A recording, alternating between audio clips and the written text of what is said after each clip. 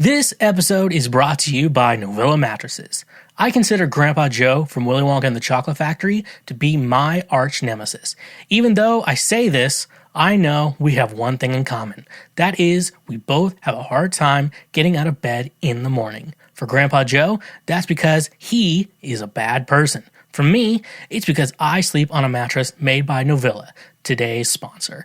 Meet their Bliss Organic Memory Foam Mattress. Perfect for those who want a cool, dry, undisturbed sleep throughout the night, made with organic bamboo charcoal fiber, excellent motion isolation, cooling gel-infused memory foam that fits all bed frames and is reasonably priced between $179 and $369. Perfect for if you want an inexpensive mattress for you, your children, or even for your guest room. Like I said, I personally sleep on a Novella mattress, and it has done wonders for me. Throw out that cheap Walmart mattress you got in college and get yourself a mattress made by Novella. Using promo code Schweezy or the link in our description, you can save 10% on any purchase through Novella directly.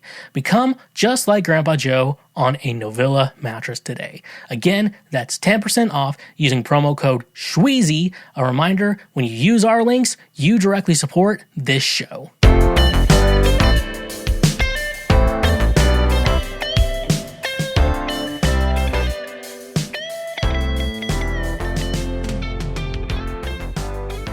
Hello, and what is going on, my fellow Schwoke Lords? What is up? Welcome to yet another episode of Cancel Schweezy. For those of you who don't know, Cancel Schweezy is the Lord Trademark's favorite podcast. Welcome to the show today. Like I've mentioned in other episodes that I'm now saying I was wrong, this episode that you're listening to right now literally is the best episode of Cancel Schweezy that will ever be made, and is ever going to be made, and ever will be made. So welcome to the show today, folks. I'm Schweezy. I know most of you, or your wives, know me as the Foreplay King. Some of you even may call me a laugh track when you hear my name, or most of you call me Daddy. Well, welcome to the show today. Like I said, it's literally our best episode I think we have ever made, the we being me has ever made. So welcome to the show today. One thing I say, we're now into February, and this is the only podcast out there that's not going to try to make Black History Month about themselves. At least not yet. Not yet. I haven't figured out how to make it about me yet. I'm white, here to save the day. I'm white saviors out here today to bring you the news and everything that's involved with it. Some other interesting things that have been going on throughout my week, and I'm going to be giving you advice. So welcome to the podcast today, the Lord's Trademark favorite podcast. So thank you for being here today. We have a lot going on today, and now that you're here, we can get right into it. So let's just jump into it. So yeah, thank you for checking out the show. Like I said, there's so many things you could do. I have music out everywhere under Schweezy. Go check that out. I'm on Spotify. I'm still up on Spotify. I haven't fully disagreed with Joe Rogan yet, but also don't feel like making an ultimatum with Spotify at this point, saying it's either Schweezy or it's Joe Rogan. You can't pick both. I'm pretty sure Spotify has invested a ton of money into Joe Rogan and $0 into me. So therefore, I think that I will not be making that ultimatum, and my music will still be up on Spotify, along with Apple Music, along with Tidal, Deezer, Amazon, YouTube, wherever you stream your music, I'll be there. Meaning you should be going streaming to me nonstop. Once you're done with this, you got to be streaming nonstop. Nonstop always. Can't stop, won't stop. You won't be stopping. I won't be stopping. Therefore, you should be continuing the ever-growing landscape of listening to me nonstop. You should also be following me on social media. I'm at TheSchweezy everywhere. Facebook, that's Twitter, that is Instagram, that is TikTok, especially TikTok. We're building up that brand, and I'm really wanting to get my Twitter back to to a good spot, because I would love to be saying more dumbass things and then posting them on the internet. Twitter is just a hey, Twitter's the only way you can copyright your joke. I feel like that's what Twitter has become, because it has like the timestamp and everything. So Twitter is just basically just copywriting your jokes, and what a great way to laugh at jokes when they're mine, because I make the best jokes. So go follow me on social media. Speaking of social media, though, I have decided, you know me, I have been playing a lot of video games, a lot of Pokemon, a lot of Fortnite, and everything in between the two platforms over on Twitch. But I have decided that I'm moving over to Facebook gaming. I feel like it's going to be easier, because I feel like with Twitch, I have to tell people, like, hey, go over to Twitch. But then with Facebook or Meta that they're kind of building, I can just be like, hey, you're here, watch this. So it's a little bit different of a situation with Facebook versus Twitch. A lot of other reasons too, which are probably not podcast related, for me to be talking about on a podcast related, but I am switching my gaming, and I'm probably going to I want to start doing a lot of other type of live streaming, like maybe my friend Grass Kingdoms, you should go check out, and I guess pre-save his EP he has coming out, I think in March. He does like this thing where he'll stream and make a song like on the stream. And one time I was just chilling on it, and I was like, hey, you should write a Christian song. And I don't think he's released it yet, but he wrote, it's like, I can't wait to kiss you in heaven. And I actually got a line in there. So I'm technically a writer on the song.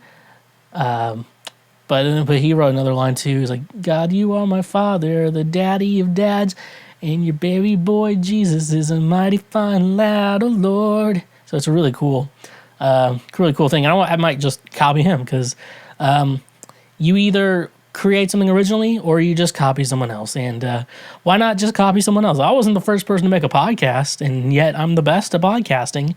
But now, moving forward, I might doing that. So I might just do a whole streaming type thing. I don't think I'm going to be doing podcasts live, at least just yet. We might do like a special live podcast, but I don't know. I like the opportunity to, even though I barely do any edits on this show, it's literally just trimming the ends and then throwing in ads and stuff like that. I still like having a little bit of control if I needed to edit something out.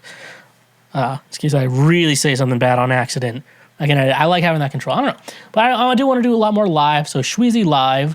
I'll try to have the link in the description. But y'all should be going and following that page. And it's going to be easier for me too on that, because I can like make a schedule. I'm like, hey, I'm going to play this night and this night. Because I usually like playing on Thursdays and Tuesdays. So I'm going to be doing Tuesdays and Thursdays at least once a week. And I really like that. So... yeah, mainly. Come on, Mark. Don't be stingy. And go check out the Schweezy Live Facebook page. I've been making friends. I've been just adding my friends to be moderators. Friends who would not be interested in moderating said streaming page. But nevertheless, he persisted, and probably something I'm going to continue doing. I just think it's funny to force my friends to be like, you're a moderator on this. So I think it's really funny. First of all, ride or die, bitch. There's also the Patreon page. Patreon is allowing you to subscribe to financially support me and everything I do. So don't be stingy. Come on, Mark. Don't be stingy. And let's go full throttle. Let's go full throttle. And go help me out financially. It's a great way to do. But I know a lot of people want to do the free shit, which I'm here to help you save the day on the free shit. What you can do for free is you can, if you're on the YouTubes, what you can always go ahead and do is like our episodes, like any of our highlights that we do, and leave a comment. Leaving comments are really cool. Makes you a really cool guy. I like that. And stuff like that. If you have a highlight you like, maybe leave a comment on that. It's a little more specified on what you're commenting on, and leave a cool comment. And you have a friend who wants to know Daddy. And we'll be like, I want to get them into this. And that's a great way to just ease someone into it. Sometimes you got to start slow, and then that's when you go full throttle. Let's go full throttle. That's some free shit you can do. And also, subscribe to our YouTube page. We're still trying to infiltrate that algorithm, get that up and going in full throttle. If you're on the audio platforms, what you can obviously do is, subscribe, obviously, get notified anytime Daddy releases new episodes, and leave us a review. It sounds like a weird thing to ask, but it really does help out the show. I'm not lying to you when I say that. It really does help out the show. And leaving us a 1 to 5 star rating of your choosing. You can tell me I suck, and I know you're lying, but I will be okay with it on the ratings because that's what helps the world. That is how the world works. And everything like that. So don't be stingy. Come on, Mark. Don't be stingy. Don't be making me calling you Mark. And let's go full throttle. Let's go full throttle. So yeah, I think that's all I have to say. Let's get into previous week right now. Previous week right now, for those of you who don't know, is the previous week that I will be going over right now. And you're wondering how I got to this title? Well, it's pretty simple. I look through news of the previous week, and then I go over it right now. So as Philip DeFranco would say... let's just jump into it. Okay. So I did tease this on my TikTok page. Here, let me play the TikTok. You should talk about Tucker Carlson wanting to fuck an Eminem on your podcast. Guess what? I do talk about that shit on my podcast. You're just my asshole who I call a friend who doesn't check out my podcast. Maybe you should be a better friend and more supportive and check out Cancel Schweezy every Wednesday. And I'm also not going to make this a highlight either. So you have to be listening to the full, unedited episode, no highlights or anything, to be a true fan for me to go over this specific article today, folks. And so yeah, let's just let me go into it. Tucker Carlson widely mocked after criticizing less sexy M&Ms. From Forbes, Fox News host Tucker Carlson is infamous for his unusual pop culture rants, which often focus on inclusive marketing campaigns, framing corporate wokeness as a symbol of societal decline. Carlson has tackled important issues such as Elmo's opinion on BLM, that's short for Black Lives Matter, for those of you who didn't know, and the supposed cancellation of Dr. Seuss, whose books continue to be massively popular. Recently, Carlson was triggered by a redesign of the Eminem cartoon characters used to market the candy. The M&Ms are set to shift their focus for some reason, reflecting a new era of diversity and inclusivity. In a move that amused by Twitter users, the focus on orange M&M's anxiety proved a particular popular joke.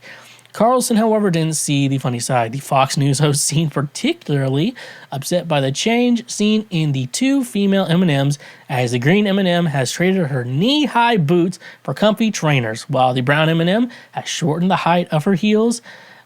In one of the Fox News host's most unhinged rants yet, Carlson condemned the chocolate-coated characters as less sexy. Carlson went on to make some odd assumptions regarding the motives of the M&M's marketing team, passionately stating, M&M's will not be satisfied until every last cartoon character is deeply unappealing and totally androgynous, until the moment you wouldn't want to have a drink with any of them. That's the goal. Carlson didn't specify which M&M he'd like to share a drink with, instead going to empathize with orange M&M's anxiety, speculating, maybe he doesn't like all the ugly new shoes he sees around him. Naturally, Carlson's distaste for androgynous peanut candy in kitten heels didn't escape the attention of Twitter users, who gleefully took the opportunity to mock the man's unusual taste. To be fair to Carlson, the charisma, charm, and sexual magnetism of the green M&M has long been observed by the horniest inhabitants of the internet, in the form of surreal meme that reimagines green as a domineering gamer, originating on Tumblr around 2018 and snowballing from there. As surreal as the sexy green M&M meme was, Carlson's furious reaction to her new shoe proved far stranger. This is just funny, folks. I don't know. I wish I could have been there in the room with him when he was going on this. I'm like, easy, fella. It's just a cartoon. It's just a drawing, buddy.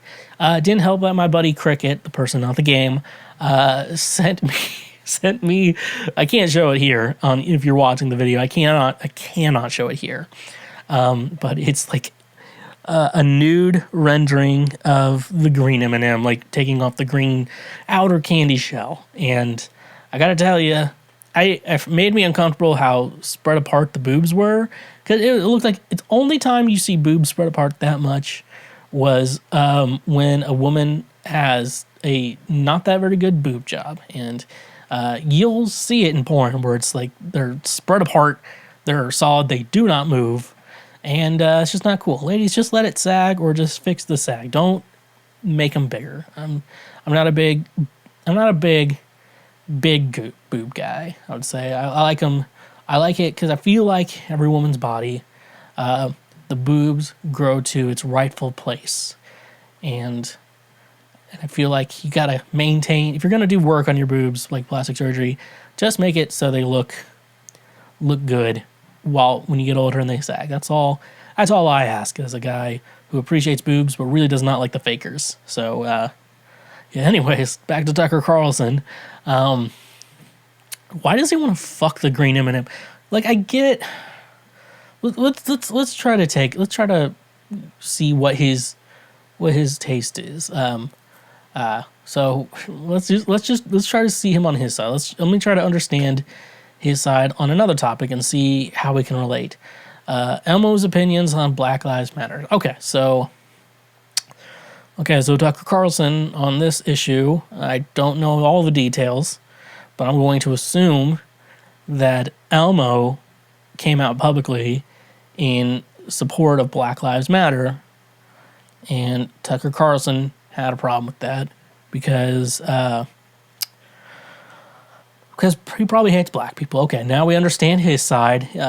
Tucker Carlson doesn't like black people, and he wants fake characters that he looks up to, like Elmo, to hate black people too. But unfortunately, Elmo, who was like created and / voiced by a black guy, I don't know if he invented it, but I know he was originally voiced by a black guy. I don't even know where to go over here. And also, Elmo's dad looks just like Guy Fieri. If you didn't know that, Google that. I'm not going to pull it up here.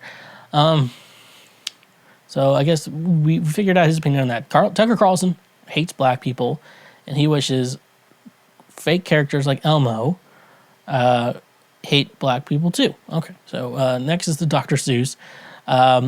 So the argument he went with is that they're canceling Dr. Seuss, like they're trying to get rid of Dr. Seuss in the history. And so I get when you say that, considering, because I'm a big believer in you don't support the artist, but you can still enjoy their art, assuming that art doesn't assuming the said art isn't about the bad thing they did or the reason why you shouldn't support them anymore. Like honestly, I feel like we should still be able to watch The Cosby Show, anyways, but don't support Bill Cosby anymore, because the way he did and his art are different. Like Michael Jackson, all of Michael Jackson's songs are completely separate from anything he could have done that I'm not gonna get into. But R. Kelly, he all his songs were about everything he did, and maybe you shouldn't listen to R. Kelly. As much as I enjoy his songs about bump and grind, I believe I can fly, meaning you could do anything with an underage woman. I believe I could touch the sky. Makes the first Space Jam a little difficult. But yeah, so he's assuming they're canceling Dr. Seuss, when in reality what they were doing is they stopped reprinting certain Dr. Seuss books. One, because they were kind of racist. And two, they didn't sell very well. I would say you could have just went with, these aren't selling very well. And he wouldn't have had a problem.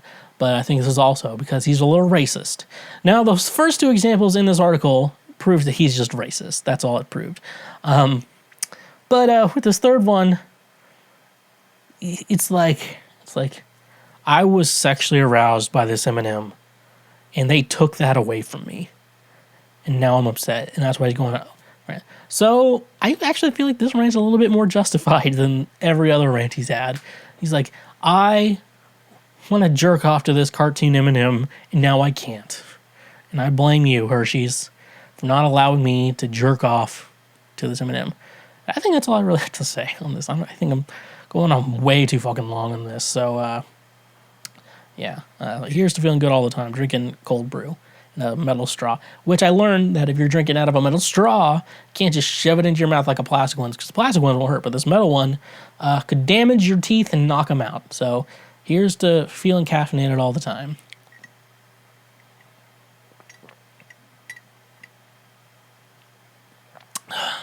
Okay. All right, this is from NBC News. Taylor Swift slams Blur frontman's claim that she doesn't write her own songs as false. Taylor Swift hits back at a music industry peer for claiming she doesn't write her own songs, dismissing her contributions to her music as co-writing. Damon Albarn, songwriter and frontman of the band Blur, and side note, also one of the guys behind the Gorillaz, the cartoon band, told the Los Angeles Times in an interview published Sunday that much of the modern music is popular because of the sound and the attitude behind it, rather than the song being good. When the interviewer mentioned Swift as an example of an excellent songwriter, Albans responded that she doesn't write her own songs. I know what co-writing is, Albarn said. Co-writing is very different to writing. I'm not hating on anyone. I'm just saying there's a big difference between a songwriter and a songwriter who co-writes. Swift, who has been credited as a songwriter on all of her studio albums, responded to his comment on Twitter. She said she was once a fan of Albarn, but even if he didn't like her songs, he didn't have to discredit her work. I write all of my own songs, Swift said. Your hot take is complete false and so damaging. Albarn replied to Swift on Twitter saying the greater conversation he had with her at the interviewer was reduced to clickbait. I apologize unreservedly and unconditionally, Albarn wrote. The last thing I would want to do is discredit your songwriting. I hope you understand. In 2010, Swift released her third album, Speak Now, as the sole credited songwriter. It was nominated for a Grammy for Best Country Album, and her song Mean won Best Country Song and Best Country Solo Performance. Swift told Rolling Stone in 2019 that she took on the entire album specifically as a reaction to comments about whether she wrote her own music. She also addressed those who doubted her songwriting success in her 2019 acceptance speech for Billboard's Woman of the Decade award. Swift said she saw how people try to explain away a woman's success. I saw as a female in the industry, some people will always have slight reservations about you, Swift said. Whether you deserve to be there, whether a male producer or co-writer is the reason for your success, or whether it was a savvy record label. It wasn't. I'm very... First of all, I can't think of any Blur songs on my head, and I have to imagine they only have like one good song, if that's the case. Second, the Gorillaz... They have like Feel Good Inc. and I think they have another one that I can't remember at the moment, which says a lot about who the Gorillaz are. My camera just shook. Just kicked my desk again. Okay. It says a lot about you as an artist, but I could not be a Taylor Swift fan. I could probably name like 5 Taylor Swift songs off the top of my head, but I know I can't name a single Blur song off the top of my head, and I can't think of any more than Feel Good Inc., and I think you may have one other good song too. And the fact that your cartoons was cool for like one album, but they kept going. I don't think the Gorillaz are that good, and I don't think the idea of a cartoon band is cool at all. And they had like a TV show on MTV I tried watching, and it was literal toilet humor, like. It's bad toilet humor when I don't like it, because I love that shit. Like a Seth Rogen movie, I love. Most of my TikTok is just garbage. People like, I need a TikTok girlfriend because I want to lick her pussy. And I'm like, okay, buddy, you're going on a little too strong there. Other than that, yeah, I feel like, you don't have anything. And the big thing I'll have to say in regards to this statement you said, first of all, let's discredit your work, because I don't think you know a lot of good work. You picked like the worst person to pick in the co-writing field, because Taylor is very, very smart about how she writes her lyrics, and anytime you see, and let's be honest here, I'm gonna tell you a little industry secret about music or about songwriting. A lot of times, if you see 2 writers on a song, but also one of those writers was also the producer on the song, there's a good chance that the producer just made the music. And the artist wrote the lyrics. It's usually how it goes. You typically get co-writing credit because technically you wrote the music, and legally it's a lot easier to just deal with that. And everyone gets credit. It's just an easier situation. You kind of have to be like one of the literal worst peoples in the world if that doesn't happen. A lot of times they're in the room together making the song, not just like, and a lot of times the artist is usually the one working on lyrics over the music. The music is usually the producer. That's most of the time. Sometimes you see like 5 people on the list. That's co-writing. That's 100% co-writing. Sometimes, and like, it's very rare I see like song written by me, produced by them, because it's just a weirder situation. Sometimes they do that. I don't know. Well, I mean, I'm just gonna say that a little secret for all of you who don't know that a lot of times if you see 2 people who wrote a song, but one of those people is the producer, means one person probably wrote lyrics, one person made the music. They're usually more focused on the music in the session than they are with writing lyrics. FYI. So very, very stupid. Like, you pick like the worst artist. Like, why don't you just go after like Elton John? You know, Elton John doesn't write any of his lyrics. Why don't you go after Elvis Presley? He doesn't write any of his own music. But you pick Taylor Swift, who has been proven to write her own music and even released an album that she was the only songwriter on. So literally the worst example you could have put up. Do what I do. Make sure you back up your dumbass statements. And then maybe one day you could be, wish you were a better man. And did you know that Taylor wrote that song? And I listened to it for the first time on the Red Taylor's version. But some other band, what is that band? Well, Better Man. Who was the one? I know that dorky ass band with the girl with the Little Big Town. That chick with like the really big hair. Though that band's such a dork. FYI, I just think their music's fine. They're fine. They're great musicians. They're kind of dorky. I'm just saying that. That's all I'm saying. And I should probably move on. Jonah Hill shows off black eye, escalates feud with Baby Yoda. It's from page 6. Our friends who wrote about Angelina Jolie eating a hot dog. It's not easy being green. Jonah Hill is fanning the flames of the Hollywood feud with Baby Yoda. The Don't Look Up star 38 showed off a shiner on Instagram that he got while surfing in Hawaii, joking in a video Tuesday, "I'm going to say this once and once only. The black eye is from my surfboard. It is not from a fist fight I got with Baby Yoda because of our falling out." In the captions of the post, he further explained that being said, I do officially challenge Baby Yoda to a at versus TV battle. And at Disney Plus definitely did not pay me off to protect the fact that one of their marquee stars has a big mouth and would definitely catch hands if he didn't sucker punch me with his little baby green fist. The Kakami clash between the stars of Superbad and Star Wars emerged when Hill told W Magazine in a profile this month that his friend and regular co-star Leonardo DiCaprio made me watch The Mandalorian when we were making Don't Look Up, and it was like Baby Yoda was so cute, but I just didn't give a fuck because I didn't know anything that it was about.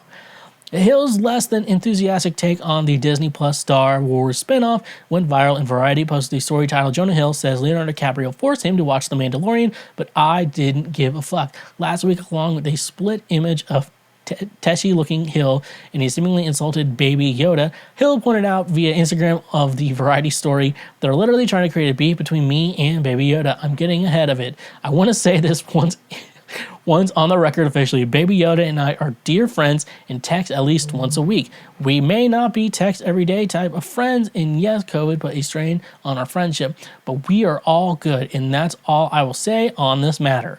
Now, please respect her privacy at this time."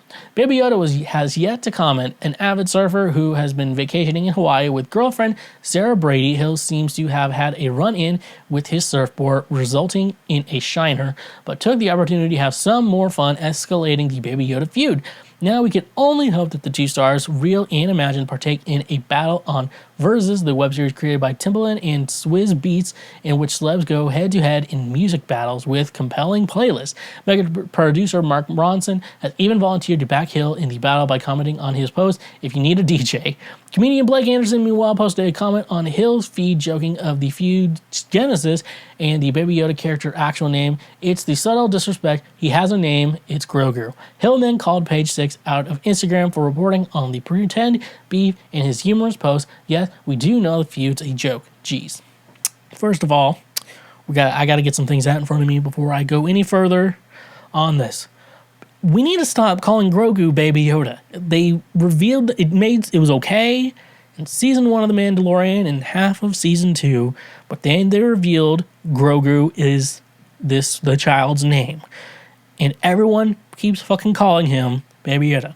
We need to start calling Grogu Grogu. Stop calling Grogu Baby Yoda.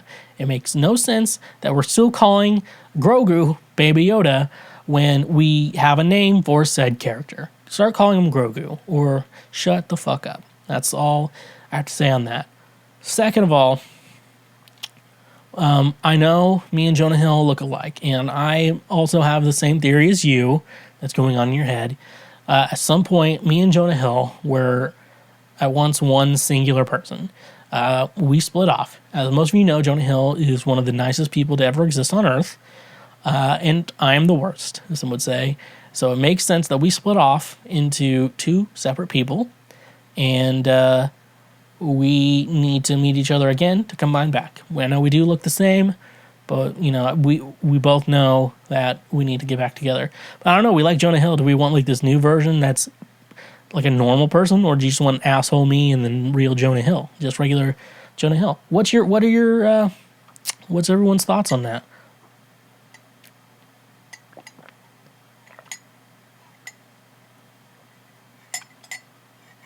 Okay, that's like hard to not go into for that very well.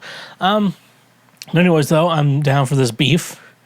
Sometimes beef is what's for dinner, and beef is good. So, yeah, I'm down for this shit. Let's keep this going. Our last article for previous week right now. Tom Holland was so nervous to meet Tobey Maguire and Andrew Garfield for the first time that he asked Zendaya to come with him and be his support system. This is from BuzzFeed News. I know it's BuzzFeed, okay? Yeah, I just needed articles for this week, okay? Sorry we went to BuzzFeed. The date of the other Spider-Mans are coming was etched on my calendar, and the closer I got, the more and more nervous I was.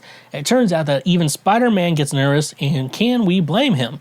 Now that No Way Home has been out for the world for a while, all three Spider-Man actors have finally come together to lift the lids on exactly what went down behind the scenes of their iconic crossover. Sitting down for their first interview as a trio, Tom Holland, Tobey Maguire, and Andrew Garfield discussed the surreal experience of meeting on set for the first time. "It was daunting. It was very daunting," Tom said. "We were a long way into shooting before Tobey and Andrew showed up. We were maybe 3 months into principal photography. Like any superfan, Tom revealed that he had been counting down the days until he'd finally get to shoot with his Peter Parker predecessors, but went on to say that as the big day edged closer, the reality started to set in. The day of the other Spider-Mans are coming was etched on my calendar, and I was getting closer and closer and closer. And the closer I got, the more and more nervous I was," he said. "Of course, the prospect of making cinematic history is bound to be nerve-wracking, but luckily, Spider-Man can always call upon the help of Ned and MJ. At our first rehearsal with Tobey and Andrew, I had asked Jacob and Zendaya to come with me to just kind of be there as like my support system," he said, referring to his friend Jacob Batalon and girlfriend Zendaya, who are both starring in the movie too. "So just when we could be more obsessed with him, it sounds like Zendaya and Jacob were an integral part in helping Tom keep his cool, especially with two other Spider-Men to face. I'm going to meet these guys. I'm really nervous about it," he said, recalling the stress of the first encounter with Tobey and Andrew. "You had to read the scene, and I don't know how this was going to go." He went on, "We're all playing the same character, and we all have to bring our own kind of heart and soul into this, and it means a lot to them, and it means a lot to me. So Jacob and Zendaya were there on that first day. Despite the many concerns, I think we can safely say that things wound up going pretty well for Tom, thanks to a little support from two of his closest companions." Given that they're perhaps the busiest couple in Hollywood, it wasn't long before Tom was able to return the favor and step in to support Zendaya. When she's not in the Marvel universe as MJ, Zendaya is known for her role as Rue Bennett on the hit HBO series Euphoria. If you've seen Euphoria, you'll know that her character is wildly different from any of the others she's played before, and she tackles some pretty dark themes. With that in mind, it was no surprise to hear that Tom spent a lot of time on set cheering her on. I must have come to visit Euphoria at least 30 times this season, he said during an interview in December, not long before fans spotted him in the background of a Euphoria cast photo. And so in real life, just as on screen, we know that Spider-Man and MJ are the ultimate duo. So, yeah, so it's weird. I don't know. It's a weird situation because, I guess those are the only three people who've really played Spider-Man in a movie. So, I guess I would be nervous to do that. And I guess, be nervous too. And I guess you have a nervous, I guess there's a weird seniority to it because, they've done it before you. And so it's you want their approval and shit like that. But I don't know. I feel it's funny that he needed Jacob and Zendaya to go with him. And, ride or die, fucking bitch. Yeah. First of all, ride or die, bitch. I also need to watch Euphoria, apparently. It looks really good. I'll talk about it on this show, too. But anyways, though, yeah, really cool. I think I want that to come out on digital so I can buy it and watch it again and again. So, yeah. Did you know that 40% of the food in the U.S. goes uneaten? I did, and I don't think that is very cash money considering $218 billion is the exact dollar amount being thrown away. But now, I know you're asking yourself, what can I do to help? Well, today's sponsor, Imperfect Foods, is here to solve that problem. Imperfect Foods is helping to prevent food waste, and so far, their customers have saved 139 million pounds of food. They're affordable and convenient, making sustainability more accessible. What I love most is that they meet a lot of different dietary needs. In moments I'm stingy with my diet, I always go full throttle on a low-carb diet. They can even hook you up if you're vegan or vegetarian as well. Here's the best part. When you sign up using the link in the description, you get an $80 credit. Holy guacamole from the avocados you can get from Imperfect Food. That is an incredible deal that you should be taking advantage of. So sign up for Imperfect Foods today. Help stop food waste and get an $80 credit. Remember, when you use our links and promos, you directly support this show. You all know that I'm built different, but I bet you are coming to me to learn how to be built different as well. The only way to be built different is to get yourself some supplements from today's sponsor, FNX Fitness. FNX Fitness is committed to creating innovative supplements of the highest quality that provide focus for a productive morning, energy to thrive all day, performance supplements to reach new goals, unique sleep and recovery formulas to support any sport, and healthy supplements to support an active lifestyle for years to come. I also really enjoy their clothing line that makes you look good while working out as well. Another thing I love about FNX Fitness is that with every purchase, they donate a gallon of water to a child in need. Start working out smarter, not harder. By using the link in our description today, you can save 15% on your purchase. So go save 15% on some of the best supplements out there when using the link in our description. And remember, when you use our links, you directly support this show. I know a lot of you have been asking me in the last couple, maybe years, weeks, hours, what do you determine to be the perfect woman? Now, I know I've said Brie Larson, but I also don't know Brie Larson in person. I only know her from her movies, and therefore, I can't tell if she is a perfect candidate. What I can tell you, though, from who I am, that I've dated a lot of really good-looking women. Now, I'm not trying to brag, I'm just trying to say a point. But at the end of the day, what I've realized, though, is that just because someone is drop-dead gorgeous does not mean that they are wife material or could even be considered the perfect woman. Like I said, I have been saying for a long, long time at this point, a pretty face can go a long way, but when someone bores the fuck out of you, there's only so far you can go with that. Therefore, I as your favorite person on the planet, have created a little chart that I will put up here, helping me to determine the idea of the perfect woman. So let's just jump right into it. Let's just jump into it. So this is Schweezy's perfect woman scale. So hopefully, if you are an audio listener, you may want to go check out the highlight to this, or look at my Instagram to look at the graph. At least one of the two to determine everything. So I put it to 2 determining factors. I put attractiveness, that's on the x-axis. I assume x is the one that goes up and down, and then y-axis is the one that goes left to right. One of the two. The one that goes vertical, I can't remember. It's been a while since I've taken a math class, or a math class that involved me to remember x and y axes. So on the vertical axis, we have attractiveness, and on the horizontal axis, we have personality. So on the personality, to the left of it, we have boring, and to the right of it, we have amazing. On the attractiveness scale, is a little bit different. On the very bottom, we have hot, and ugly, we have at the very top. So if we look at this, if you're looking at this, hopefully either looking at my Instagram at TheSchweezy, or you're actually watching this right now, you can see here from this graph that it's going up from a good 45-degree angle, very perfect 45-degree angle. How do I know this?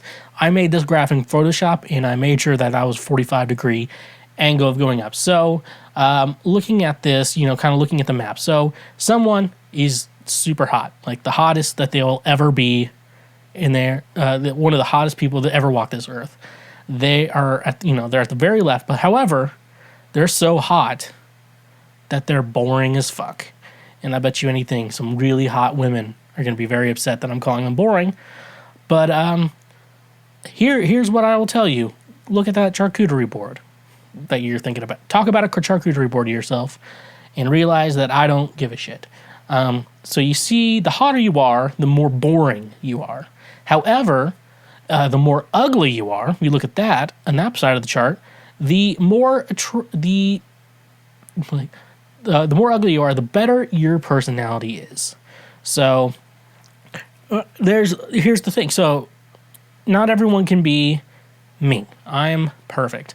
I am both. For men, there is you got to be smart, you got to be attractive, and you got to be funny. And I'm just all of it. I'm the perfect catch. We've already established that I am the perfect catch.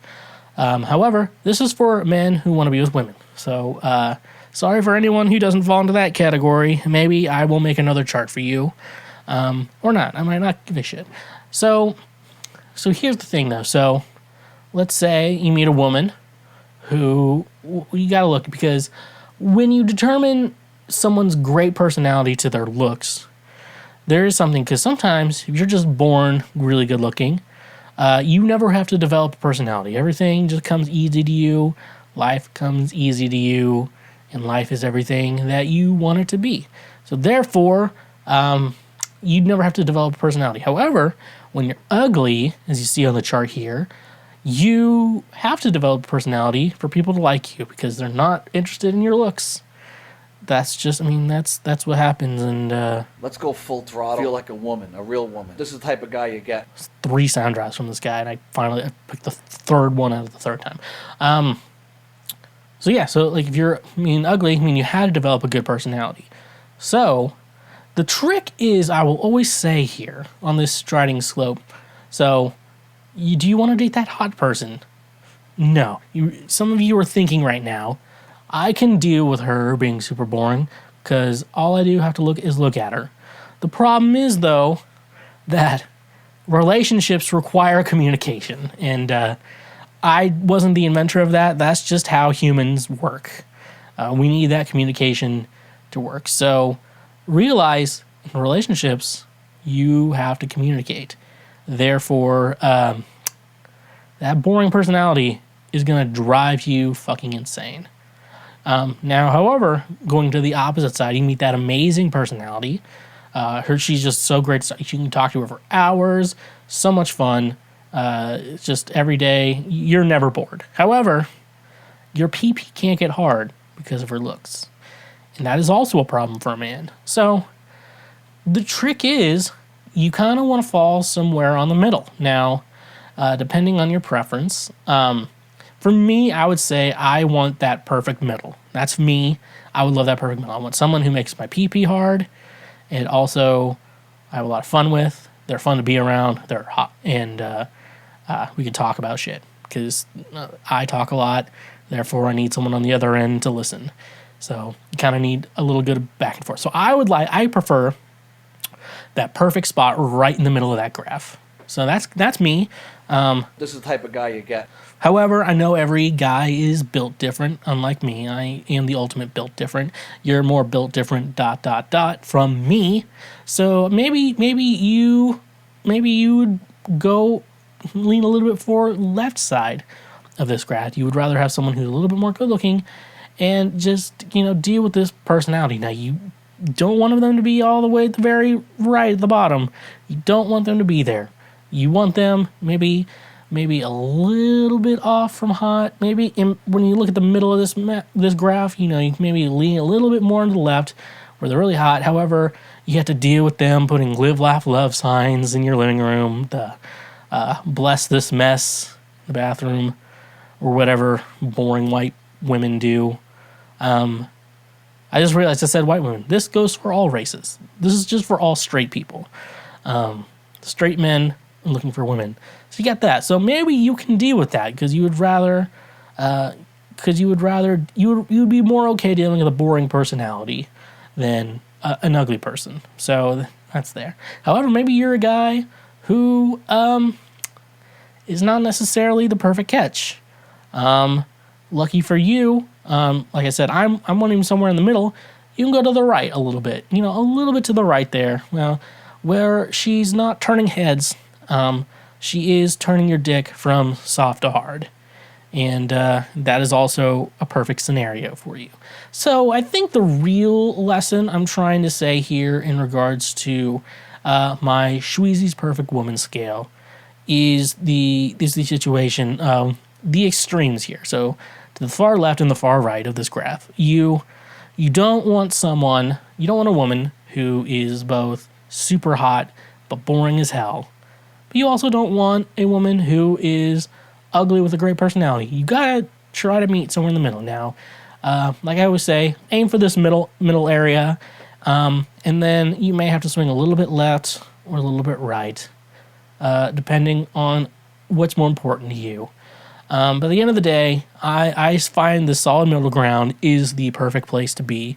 And what you need to decide is, what you really need to look for is someone whose personality you really like. I would say go for the personality first. And then figure out, does she make my pee-pee hard? Because she can do that. That is your perfect woman. That's how you determine who the perfect woman for you is. So this is end of this segment, more of like a science math lesson with Schweezy. Maybe we'll do more in the future. However, I have to come up with lesson plans and other things. And there's a lot of TV I have to watch, folks. So not all scientific discoveries, as you all know, come in between TV. From the Learning Channel, TLC, The Learning Channel with 90 Day Fiancé, Before the 90 Days, which is on right now, and whatever the hell Netflix is pooping out. Scientific discoveries are found in between watching TV, and I feel very good about that situation. So, come on, Mark, don't be stingy. Next thing I want to talk about here, this is something I just discovered today as a human being. Did I not have a lot of cool things planned this week?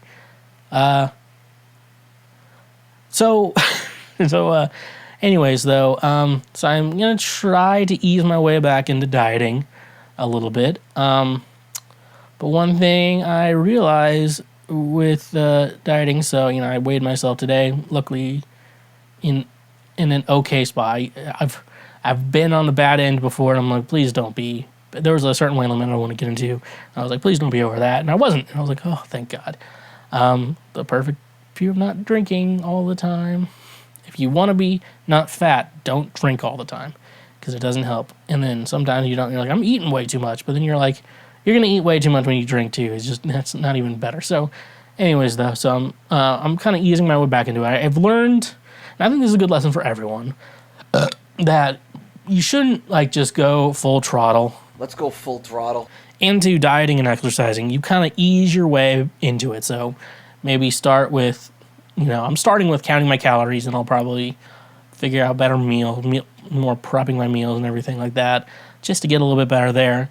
And then I'll probably go into exercising and stuff like that. You can't do it all at once because it's hard to start up, like that's too much going on at once. You have to ease your way back into that better lifestyle. So I'm easing my way back to being healthy and built better, different.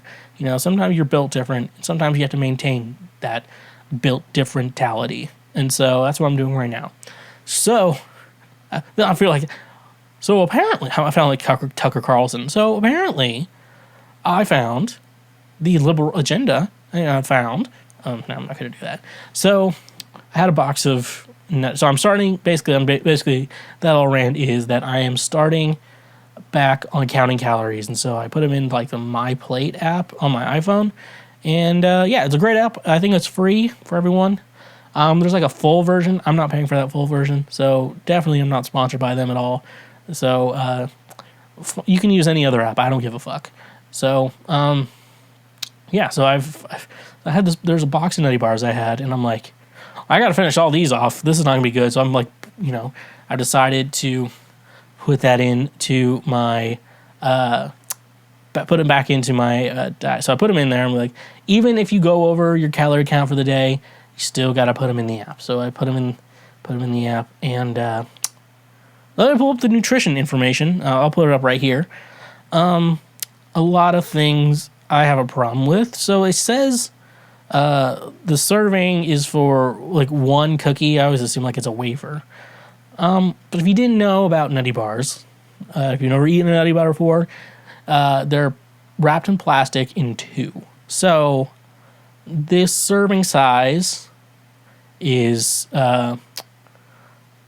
so, I don't know. I feel like, it's hard to do it with, like Oreos, like 3 Oreos or whatever. I mean, you're going to eat a sleeve. And so at what point, like, why don't you just put the sleeve of Oreos as the serving size? You know what that is. Even if it looks bad, like you're lowering the serving size down because necessarily, the nutritional information is valid. But however, the serving size is like a little bit subjective. It's like, we're going to do 1 cookie wafer thing on this nutty bar, and but they come in packages of 2. Like, you're not going to open one and leave the other one to go stale. If you're a real human being, you're going to eat both of them. So why not put the serving size as both of them in there? Because no one's just going to eat one and put it away. So that's the thing. So when I don't know how to get to Little Debbie, the company Little Debbie, and I'm going to tell everyone this right now. If I start dating a woman named Debbie, you better believe I'm going to end up on my 600-pound life. 100%, I'm going to end up on my 600-pound life. I don't think I made that decision. I think the world made that decision for me. That if I date a woman named Debbie, maybe she's a junior, so they call her Little Debbie, I'm going to end up on my 600-pound life. That's just, I don't have control over that situation, unfortunately. But anyways, though, so I'm just like, you can control, when you're making the nutrition information, you can determine the serving size. So say you only eat half of something. I'd rather divide into half than have to multiply by 2, because that makes you feel worse.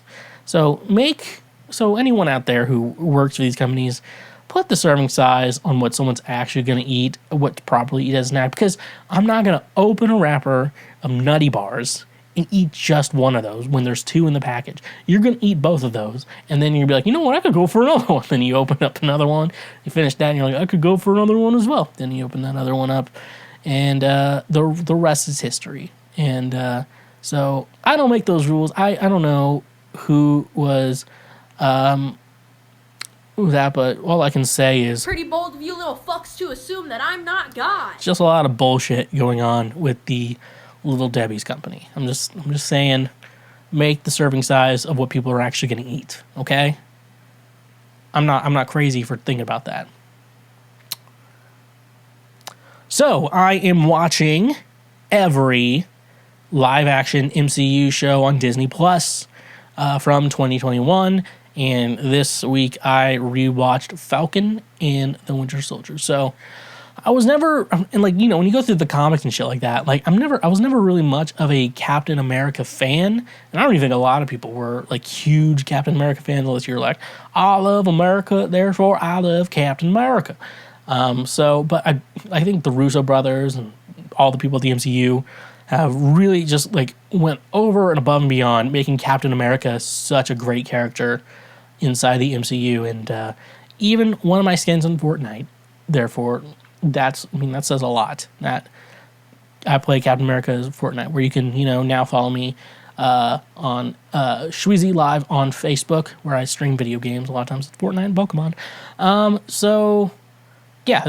And I'm glad that they're building off this Captain America story with Sam Wilson becoming the new Captain America. That's basically what this whole series was about, was Sam Wilson becoming the new Captain America, and Bucky Barnes learning to move on from his life as the Winter Soldier, try to process that shit. So after Avengers Endgame, and they made that 5-year time jump with the blip, none of these other shows really went over in detail what would happen in the world if all of a sudden, say half of the world population goes away.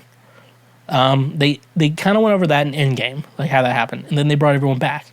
And so they never really processed how all the bad things that would happen. Because is it worse that half of the people in the world go away, or is it worse if double the population comes back? So something like that. So yada yada yada. You kind of get my drift, right? You get what I'm trying to say.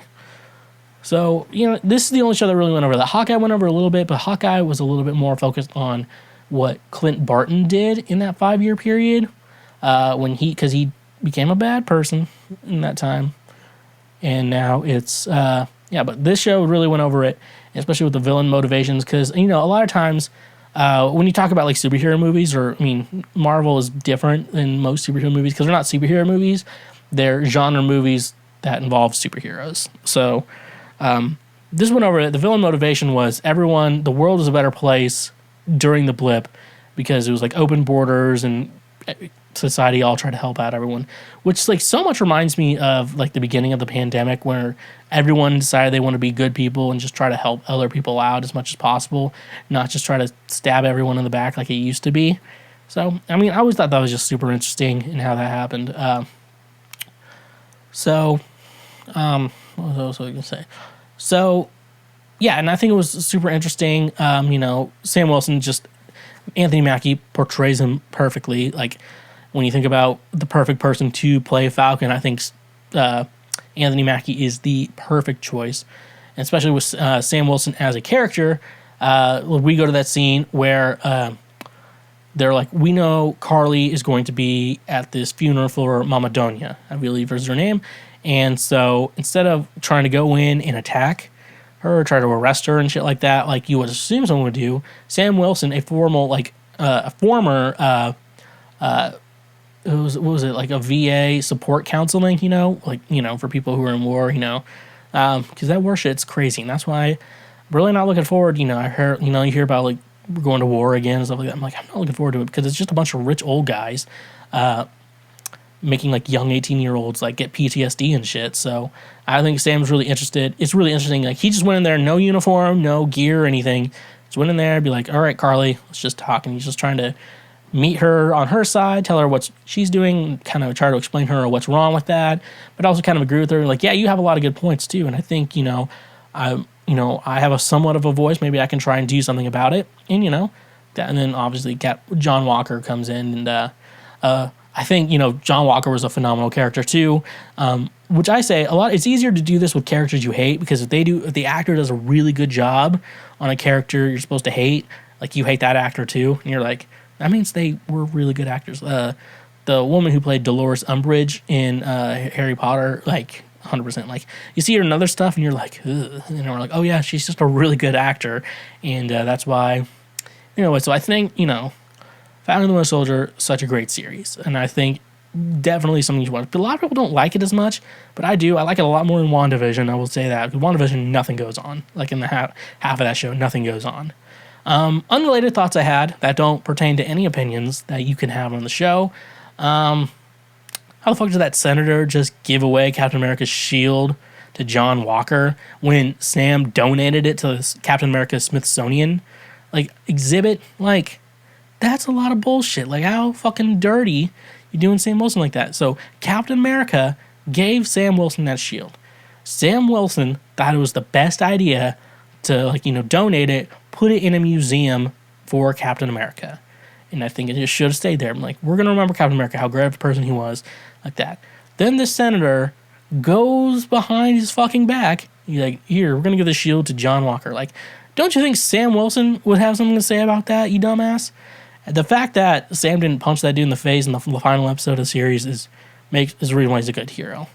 Another thought, don't you kind of feel if you watch the show that John Walker should have been racist? I don't know. I felt like that he should have been a racist character. I just got the vibe that he should have been, but then he has a black wife / girlfriend. I don't know if they ever really go over that. And then a black best friend, Battlestar. So I thought that was weird. I just feel like John Walker should have been kind of racist, but he's definitely not. I would assume definitely not. The final unrelated thought I have. So Steve Rogers, the serum he took, made him from a scrawny little kid to huge jacked Chris Evans.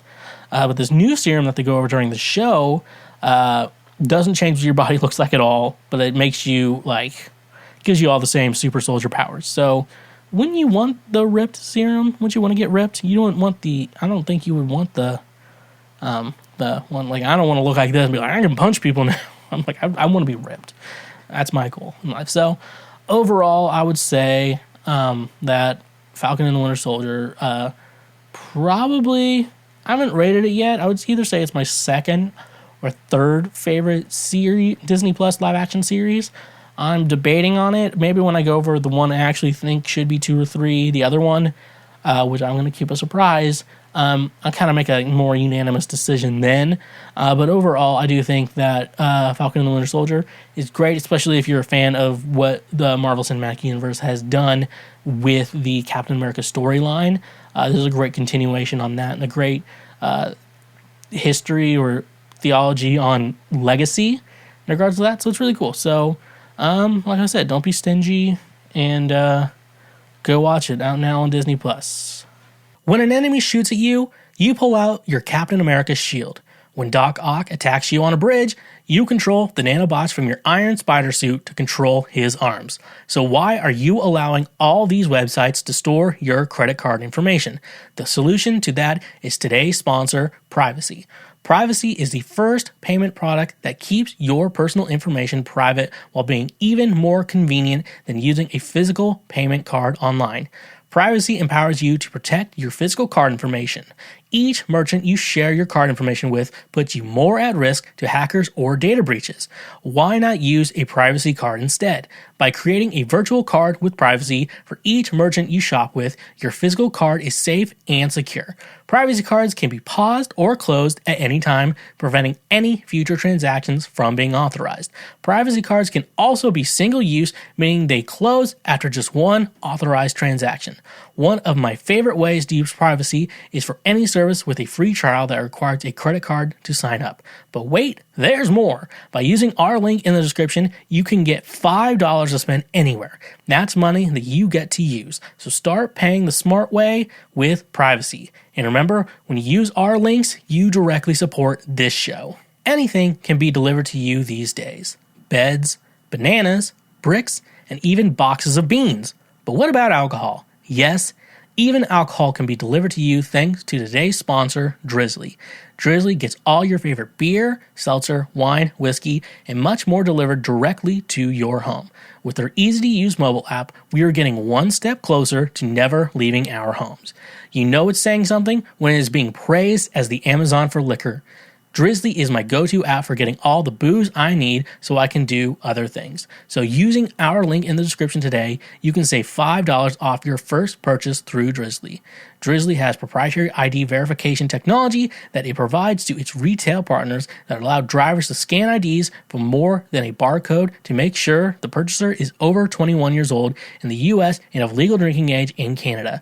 Retailers on Drizly may have a minimum order or delivery fee, so using our link in the description, get $5 off your first order with Drizly. And remember, when you use our links, you directly support this show. So as a doctor doing doctor things, I will do Schweezy things and solve all your problems. And as our boy Phil DeFranco would say, Let's just jump into it. So let's just jump into it. Okay. First question I am seeing here. How are we supposed to shop local when the local shops don't have the things we need? My sister and I just spent 3 hours looking for hats and gloves around here, and no one has them in stock. Off to Amazon again, I guess. I feel bad about it because you're always hearing how you're supposed to buy everything from local shops to keep them in business, but I find that about 75% of the time, they don't have what I need. So, yeah, that's actually a very good thing to say. That's why it's so weird. It's like, I need this small, very specific thing. I know Amazon's gonna have it. You'd want to, buy it from someone local. You want to support your community and shit like that, or support anyone but Jeff Bezos or Walmart or whatever the fuck else you need. So, just messing my hair. Gotta make sure my hair looks good. That's the only thing that matters to the show is my hair. That's what you come here for. So,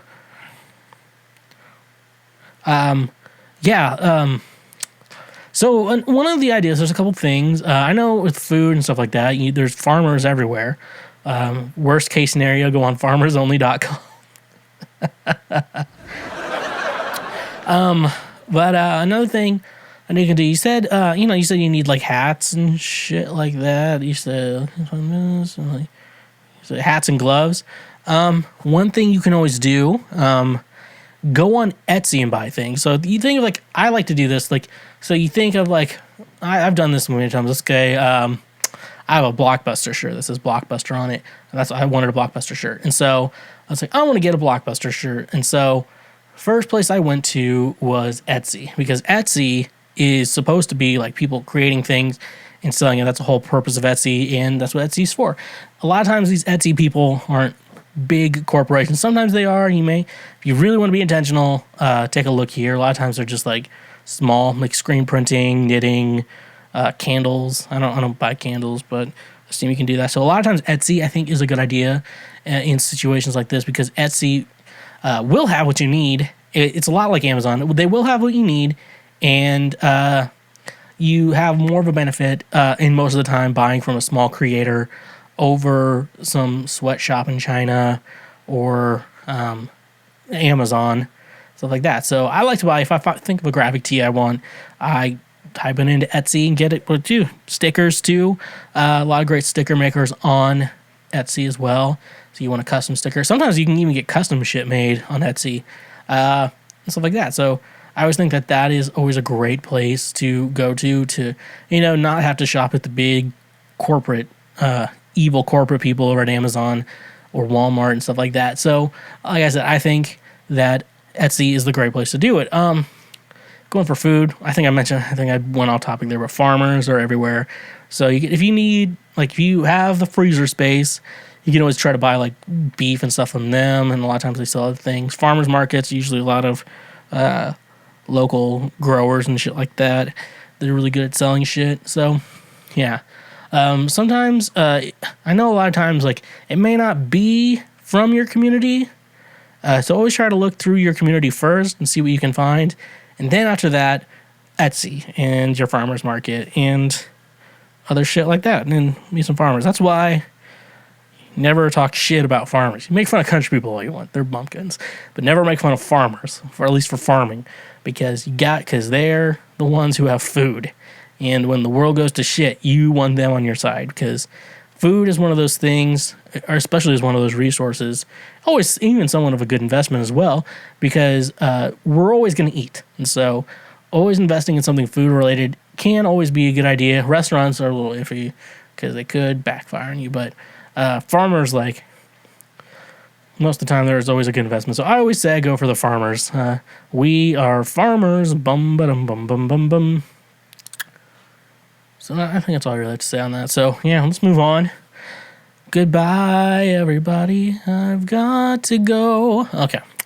How are there people who are illiterate in modern day first world countries? Most of these countries have mandatory education. Even if you didn't learn how to read there somehow, wouldn't you either teach yourself or honestly just figure it out from simple exposure?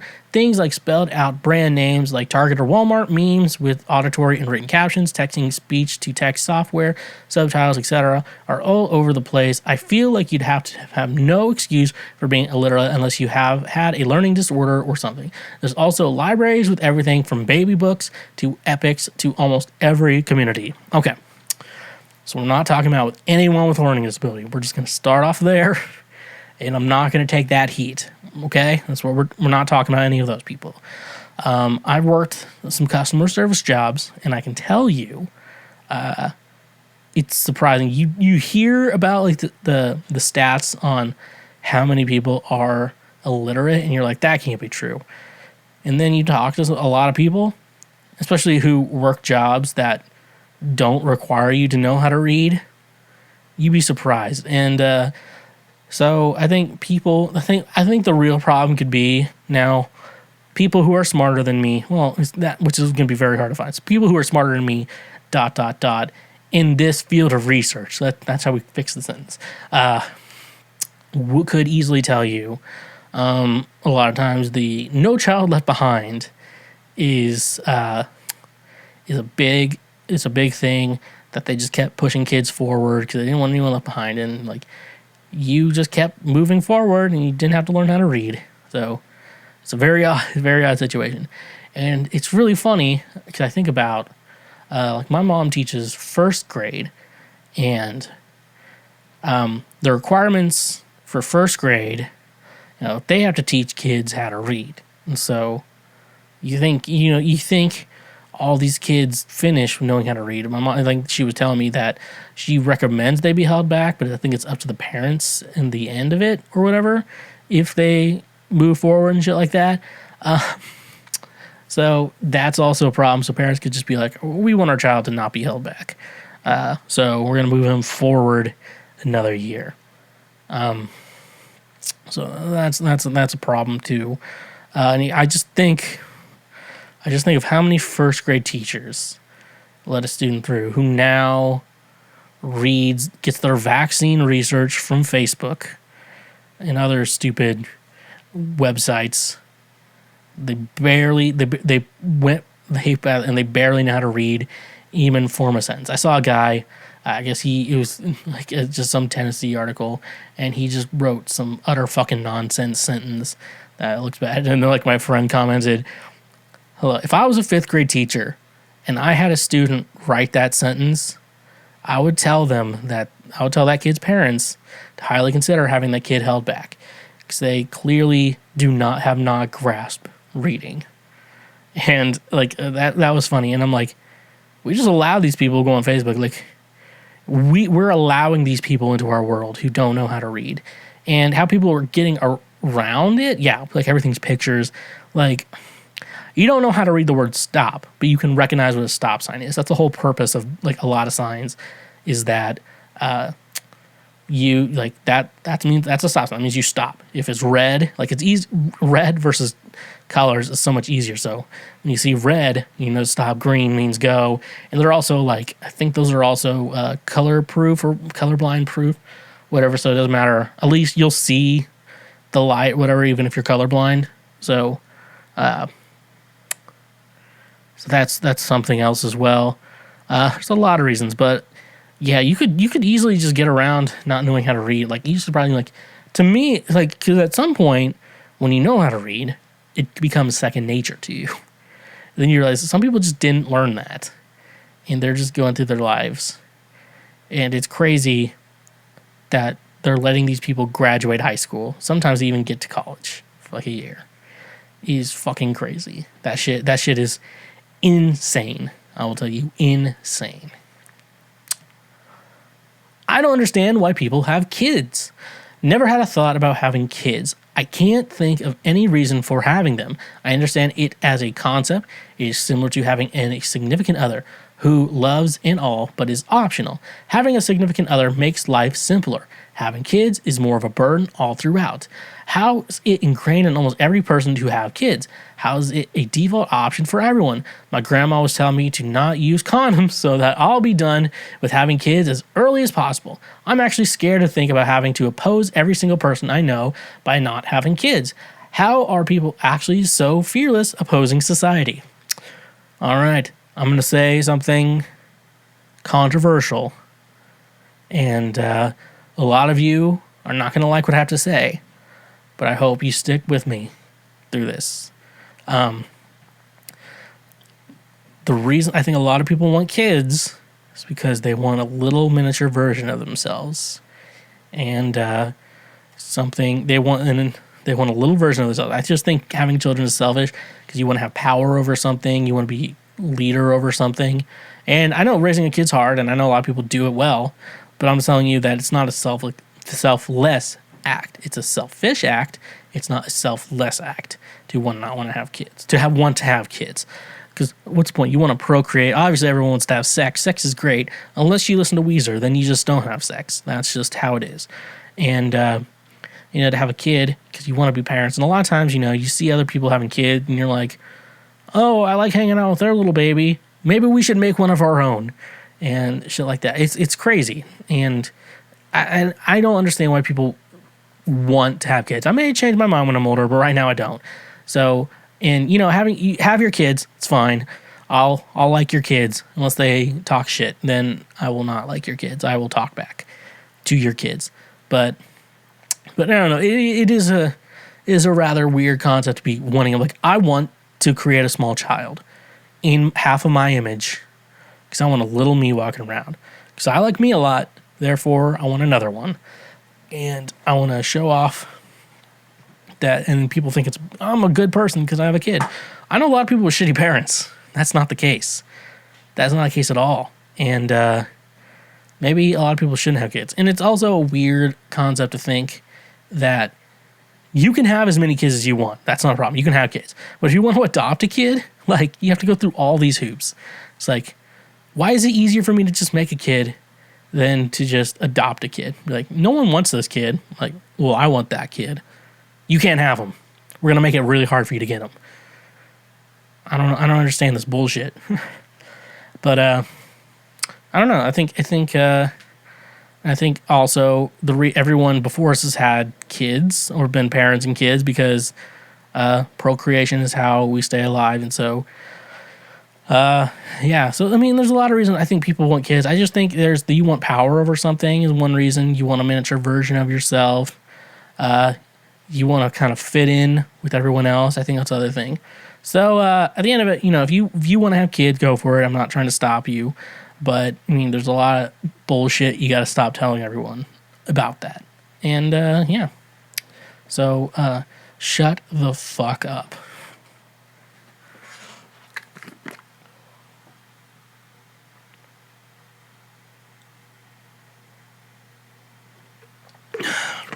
Whew. That is a lot. Ugh. Is it wrong to date someone because their emotional baggage is just too heavy for me? I recently met a girl I found nice. Wanted to give dating her a go, so I got closer to her.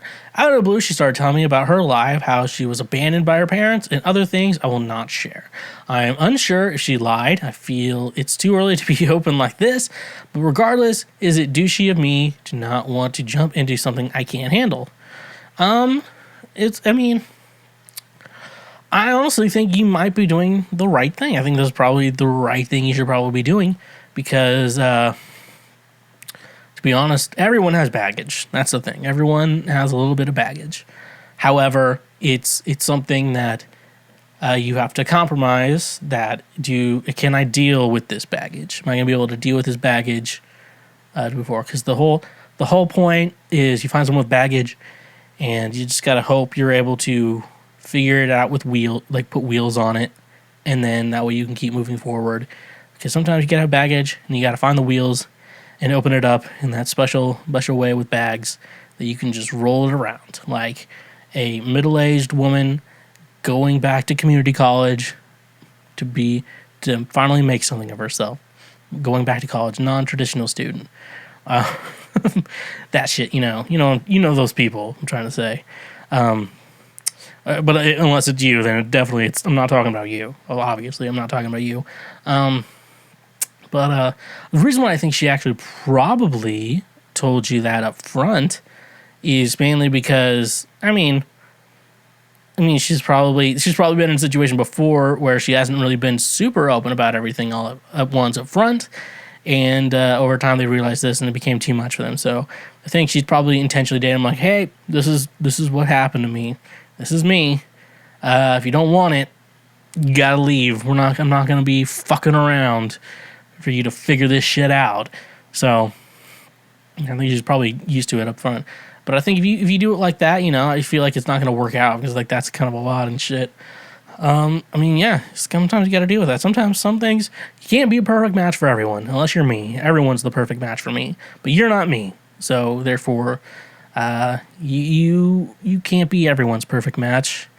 I'm sorry, life. No one told you life was going to be this way, and yeah. So. Well, and then I guess you're asking the other question, is she lying?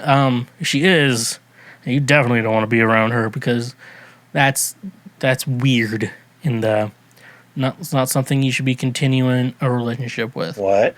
I like pressing the what because that one makes me laugh too much for no reason. And I've been shaking, this camera's been shaking this entire time. So yeah, I don't know. So, I think it's important to realize that everyone has baggage. And you got to realize or figure out if you can find the wheels on that baggage so it can be easily moved. And yeah, not everyone's perfect like me, so it's unfortunate. Why do white people tolerate racism from non-white people? Happy Black History Month. A common example I see is when a white person is doing something weird or funny, someone will comment, white people. I think comedy is objective, so I think it's funny, but I think if someone said black people, then it gets taken seriously. I'm so left wondering why it's okay to make fun of white people. First of all, I'm gonna say this. In the right context, making fun of any race is funny. That's just hands down what it is. However, I could hear black people making fun of white people all day, and I will think it's hilarious. I think the reason why white people can deal with it, there's a lot of reasons why. I'm just going to say whatever is at the top of my head. There's a little thing called white privilege in critical race theory. And with all of that put together, you learn about how white people are more privileged in the United States than everyone else, every other race. That's just how it goes. I try to work to do better on myself every day, but like I said, I'm not a white savior. I'm not trying to be anyone's white savior to try to save them, save the white people and protect the blacks or whatever. Happy Black History Month. So yeah, I think that's just something. I think it really does come down to that, and that's why I think it's a little bit different. So, I think the best example of Dave Chappelle. We talk about this. There's with joke telling and making jokes. There's punching down, punching up, punching equally to you, and I think a lot of times when jokes are made from the aspect of two white people. It's usually in the punching up, and I feel like punching up is okay. It's okay. To me, it's okay, or punching equally to you. But it's just kind of one of those things you never want to punch down. So like when a white person tries to make a too many black people jokes in like the wrong type of context, if you know what I'm saying, just touching the fucking mic, shaking the camera. It's taken to the to the idea of punching down, and you should never punch down. I think that's the main thing. Like I said, it's all context in how you say jokes, but it's always the direction you're punching. If you're punching equally, you're punching equally, it's okay. Punching up's a little bit okay too. It's punching down. I think that's the real thing. When you're punching down on anyone, especially in regards to joke telling and stuff like that, that's where like big problems can come in. And I don't know, it's just kind of like, it's just not right, you know. Just, you know, you don't have to be a genius to have this weird feeling or a funny feeling to know that something is wrong and you shouldn't do it.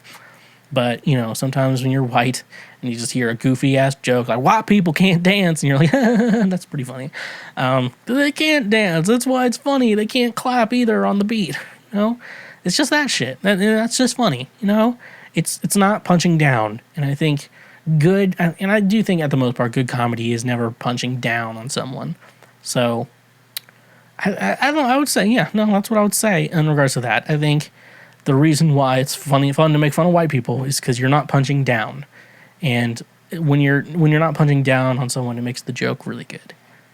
And that's the way it is. Why do a lot of artists sound so bad live?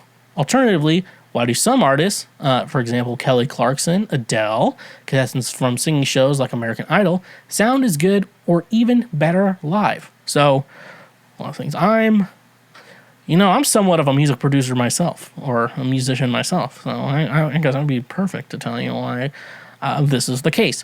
What I will say, so let's go into what a live performance is. So, with a live performance, like you're talking about, it's not like you don't get to start over without it being super apparently obvious that you are starting over. So you don't start off, so you have to do take. And no performance, no matter how many times you practice and how good you are, is perfect. Like you can always nitpick, even like you sing one song once. You could nitpick, no matter how perfectly someone else could consider you saying it, you could nitpick it to death on everything you did not like about said performance. And so that's the thing. But when you have artists like Adele, Kelly Clarkson, even like Ariana Grande, shit like that, they have been they're well trained, good singers, and the performances are so good because they've worked so hard at it that they you don't notice every small minute detail of what they did wrong, what they did right, and just a single one take performance. But when you go into like a studio recording of it, a lot of times with how at least vocals are recorded in a studio performance is that, so I will sing a song 4 or 5 times, maybe, sometimes 3, sometimes 4 or 5. Usually it's always good to get like 4 takes of a song. And then what you do is maybe you do some more overdubs on parts like you weren't really that good on. Stuff like that. So it's a lot of overdubbing, stuff like that. Then what you do is you can piece every line or half a line and stuff like that. You can kind of piece it together and to make one sort of performance. So you could listen to go to like whatever is the number one song right now on iTunes. That's still a thing. That song's probably not one take of a performance. That's probably multiple takes put together. Like, and you take the best parts of each take so let's say you sing one line 4 times. Whichever line you sang the best one of those 4 times is what you're going to use. You splice together. Then you got auto-tune or pitch correct. I think it's more pitch correction is what I will say here, where you're taking the note. It doesn't sound like it's auto-tune, but when you look at something like pitch correction, which will tell you exactly where that note lies, it's always a little bit. It's always around it in the right spot, but it's always a little bit off. Nothing wrong with that. A lot of times you don't even notice it unless you're going through it with a fine-tooth comb. That's what pitch correction is. And then you fix it and make it even sound like a perfect performance. So basically, you do all that work and you create one perfect performance of a vocal performance. You make it the perfect performance of it. And so there's a difference between putting 4 great performances, slicing them together to make one great performance, and then tuning that to make it sound perfect, versus singing something once. Singing at a level Adele, Kelly Clarkson, or even me, obviously, because I'm like, we all know I'm the best. Takes a lot of work, and you got to work hard for that to even sound one good live performance. So that's kind of the big difference on why sometimes a song sounds really good live versus why a studio recording sounds a lot better. And I try not to shame anyone, unless you're maybe Meghan Trainor. I'll shame her because I don't like her. And yeah. Last question looks like we have, why spend a lot of money on a bed? Isn't it just a frame? The mattress is the thing you're actually laying on. If anything, that would be where your money goes. Isn't the bed itself just a frame for the mattress to lay on? I don't see how there is such a thing as a bad bed unless it straight up falls apart when you lay on it. That's a good question. So, I'm obviously going to say you're a man because men do not give a shit about a bed frame. And when you say bed, I'm assuming you're meaning bed frame, not the bed itself. Yes, I would say if you're going to choose where to spend more of your money on, it is on the mattress, particularly a Novilla mattress. 10% off using promo code Schweezy or the link in our description. You can get yourself a quality Novilla mattress today. That's what I sleep on, and it's great. With that, yeah, so you do want to put, because the mattress is the most important part, because that's what you're actually sleeping on. The bed frame, what you're trying to refer to, is what you're placing the mattress upon. Now, if you've ever had to sleep on a mattress on the floor, even if it's a good mattress, it feels like you're sleeping on an air mattress. And I don't know. And I don't know if there's some cultures that do this, but every woman out there is disgusted by a man sleeping with a mattress on the floor. I don't know why women are weird with furniture. They would rather get a couch that's super uncomfortable than that they like the way it looks than something that's practical to be used. I don't get it, but we live with women. They got that good. They got that WAP. Not a wet-ass podcast, the other WAP. And that's why we deal with it. So, and I do think, yeah, you should try to get your bed on some sort of, like, cheap frame at least. I'm not a big believer in putting tons of money into a bed frame. I say go for a more cheaper one that's going to work and work well. You can buy pretty cheap ones on Amazon. Women will get mad that there's no headboard, but at that point, you kind of have to establish that you're a man at that point. But no, you should invest in a good mattress, a standard bed frame. Don't put your mattress on the floor. I think we all know you shouldn't do that. Get yourself a Novilla mattress and put it on a cheap bed frame. That's what I'll say in regards to that. And I guess that's how we're ending the show today. Thanks so much for listening to Cancel Schweezy, or better known as the Lord's trademark favorite podcast. So go follow me on social media. That is at TheSchweezy everywhere. Go check out my music. That is all under Schweezy. We're still up on Spotify. For you to know, we're up there with Joe. We're still up there like Joe Rogan is. You can also go check us out. We are now streaming video games over on Schweezy Live. This is the one place you can watch me stream shit, especially video games, maybe some other stuff that I plan on doing in the future. You can also go check us out on Patreon. Great way to financially support me and the rest of the show, and a great way to say thank you for being a friend. You can also check out the free shit, like if you're on the YouTubes, you can always smash that subscribe button, leave us a comment, like the video, go check out those highlights, and send them to all your friends. Let them know Daddy loves them. And you can also, for the most part, if you're on the audio platform, share, leave a review, give us a star rating. Those are great ways to help us infiltrate algorithms, and a great way to say thank you for being a friend. So, with all that being said, it's time for me to sign off. So, honk if you love butt drugs. Stay awesome. Believe it or not, Schweg isn't at home. Please leave a message at the beep. I must be out or I'd pick up the phone. Where could I be? Believe it or not, I'm not home. Hey, you just finished a full episode of Cancel Schweezy. Thank you so much. Wherever you are listening or watching this show, make sure you smash that subscribe button that we can get notified anytime we release new episodes. And like I said before, honk if you love butt drugs, and stay awesome.